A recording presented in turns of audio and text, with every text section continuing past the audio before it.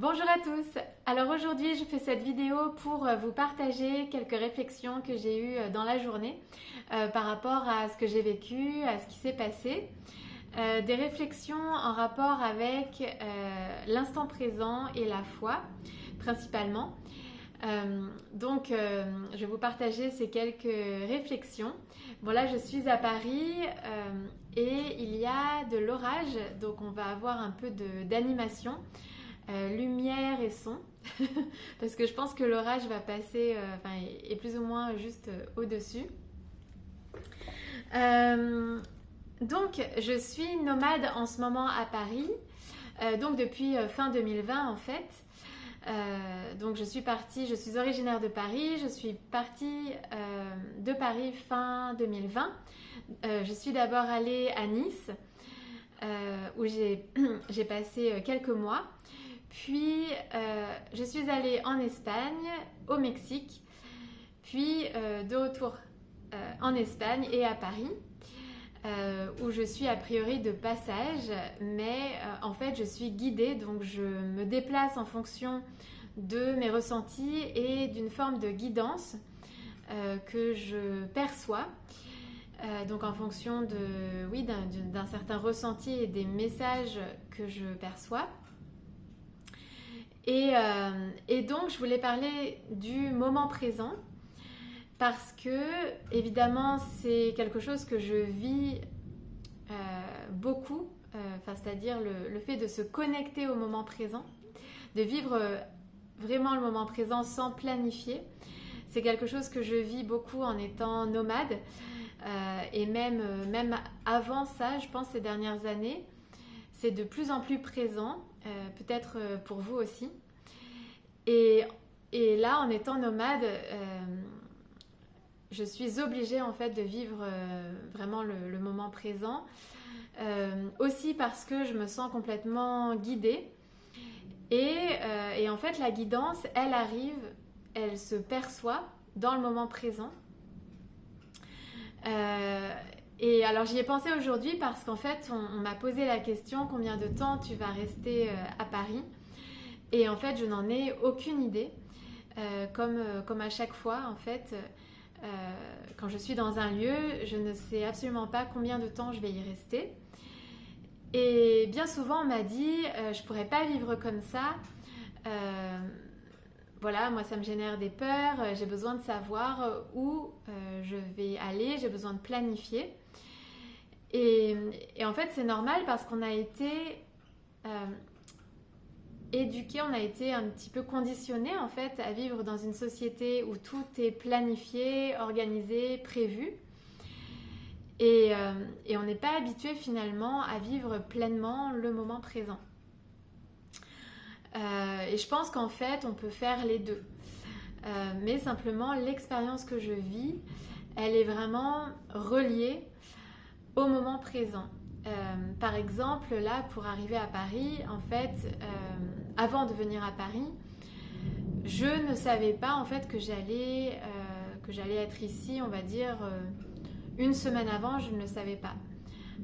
Et c'est un peu la même chose, et c'est un peu comme ça en fait, tout le temps. Donc, je me déplace vraiment en fonction des ressentis et puis des messages. En fait, j'ai vraiment l'impression que mon âme a pris les commandes et que je reçois des messages en fonction de là où je dois aller en fait finalement. Mais je ne le sais pas forcément à l'avance.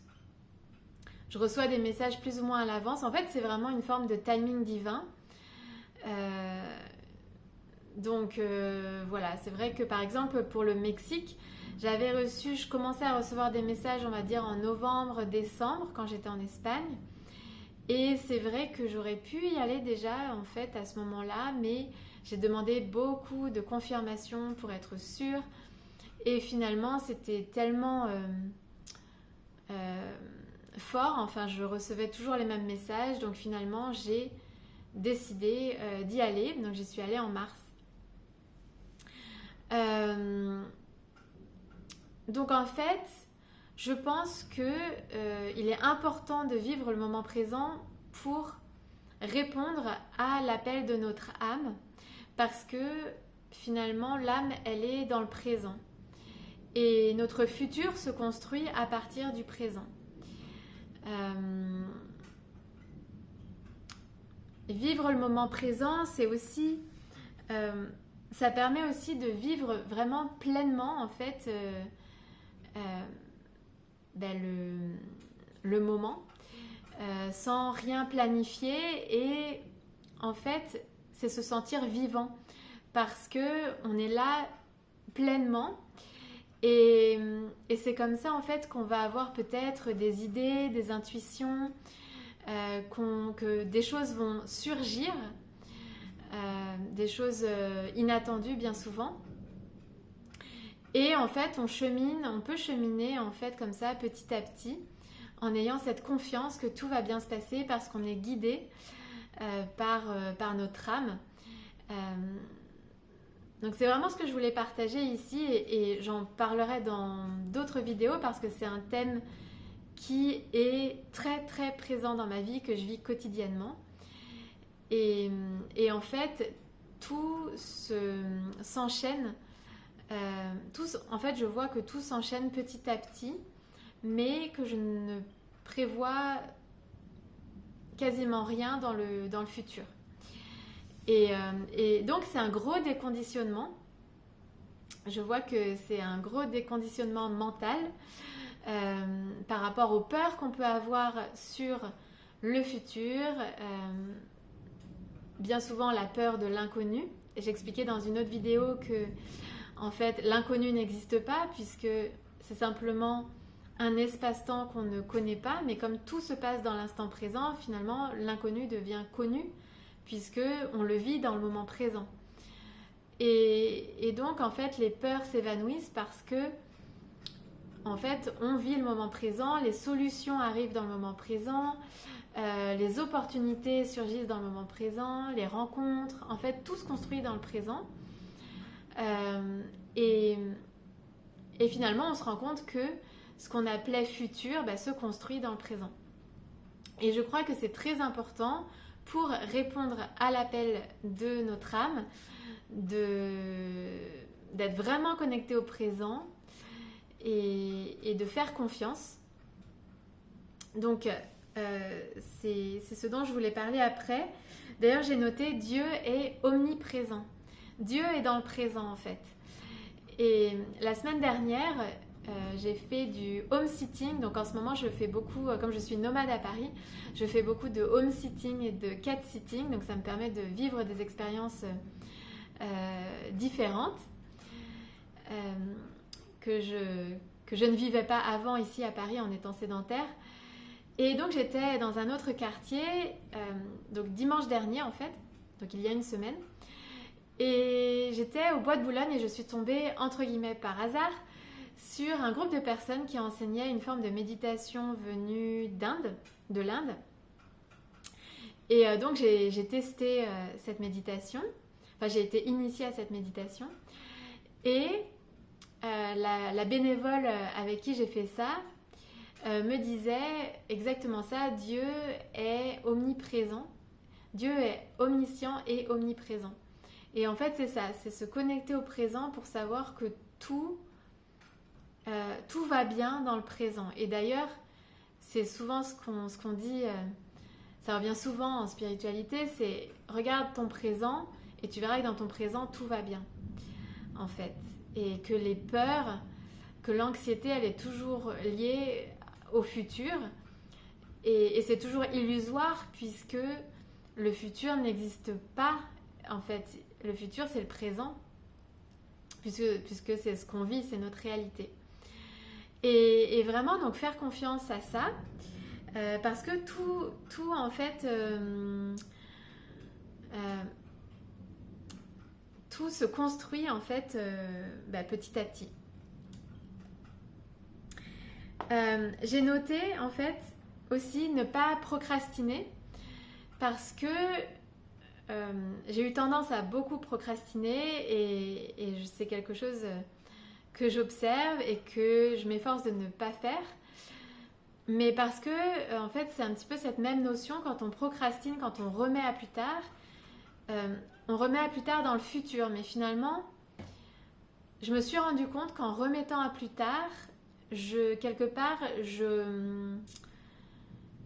me retarde dans le futur, entre guillemets.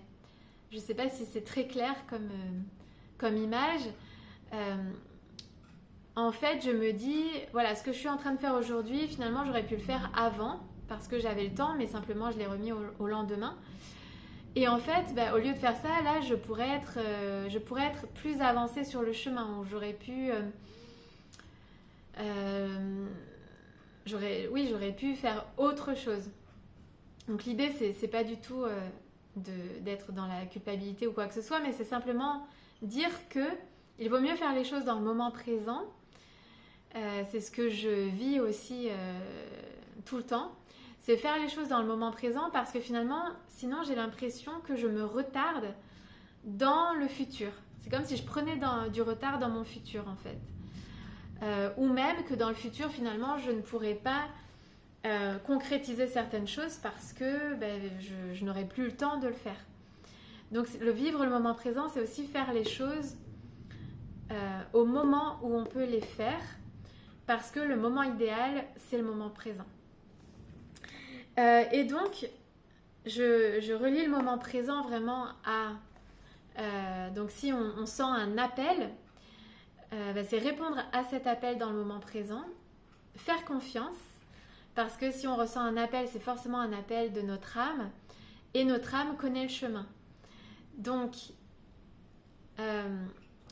c'est donc faire confiance à ses ressentis, faire confiance et avoir la foi. Et avoir la foi, c'est vraiment aussi quelque chose de capital. Et en fait, la société dans laquelle on a évolué là jusqu'alors, la société dite moderne, nous a éloigné beaucoup de la foi. Donc c'est aussi un thème dont je reparlerai dans plein de vidéos parce que c'est aussi ce que je vis au quotidien. Et en fait, on se rend compte qu'on a la foi. En fait, on peut toujours se relier à la foi parce que on se rend compte que pour certaines choses de notre quotidien, on a la foi naturellement. Par exemple, on a la foi, bon, je vais parler de moi, j'ai la foi dans le fonctionnement de mon corps. Je sais par exemple que mon cœur bat et que je n'ai pas à m'occuper des battements de mon cœur, même quand je dors, je sais que mon cœur va continuer à battre et j'ai la foi par rapport à ça. Évidemment, je ne sais pas à quel moment il va s'arrêter de battre, mais finalement, je n'y pense pas. Donc, j'ai la foi par rapport à ça. Et en fait, c'est exactement ça, la foi. Pareil pour, par exemple, si je me blesse, je sais que mon corps, automatiquement, naturellement, va réparer ma blessure. Et c'est pareil, j'ai complètement la foi là-dessus. C'est pas quelque chose que je remets en question.